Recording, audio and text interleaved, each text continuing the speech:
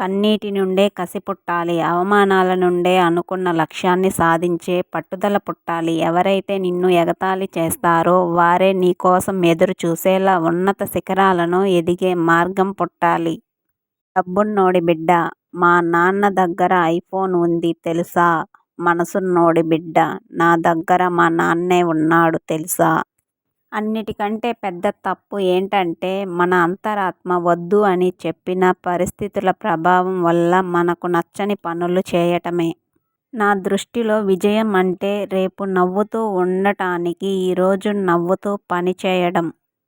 ప్రయత్నించనిదే ఫలితం దక్కదు. ప్రశ్నించనిదే సమాధానం దొరకదు. అడుగు వేయనిదే కాలం నిన్ను కదలనివ్వదు. మనిషి పాడయ్యేది రెండే విషయాలతో. ఒకరు చెప్పింది వినడం వల్ల, విన్నది ఇంకొకరికి చెప్పడం వల్ల. జీవితం హ్యాపీగా ఉండాలంటే కావాల్సింది ఆస్తులు అంతస్తులు కాదు. నీకు నేనున్నాను అని చెప్పే వాళ్ళు ఉంటే జీవితమంతా హ్యాపీగా ఉంటాం. కోపం ఉన్నవానికి ప్రేమ కూడా ఎక్కువగానే ఉంటుంది. మనం పుడితే తల్లి సంతోషపడాలి. పెరిగితే తండ్రి ఆనందపడాలి. బ్రతికితే సమాజం సంబరపడాలి. చస్తే శ్మశానం కూడా కన్నీరు పెట్టాలి. అదే జీవితం. మనం చేసేది తప్పా కాదా అనేది ఎవరో చెప్పక్కర్లేదు. ఒంటరిగా కూర్చొని అంతరాత్మను అడిగితే చాలు. సాధించిన విజయం కన్నా దానికోసం చేసే ప్రయత్నం చాలా గొప్పది.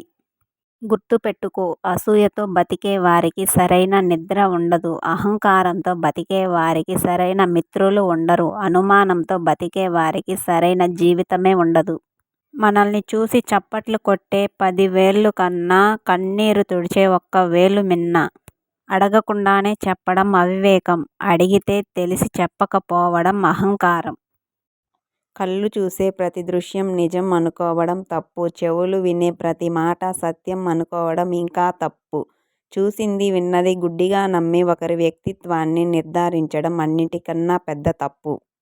మనిషి ఎలా ఉండాలి అంటే ఊరి చివర ఉండే మర్రి చెట్టులాగా ఉండాలి. అది ఎండలో నడిచేవాడికి నీడనిస్తుంది. వానలో తడిచేవాడికి రక్షణ కలిగిస్తుంది.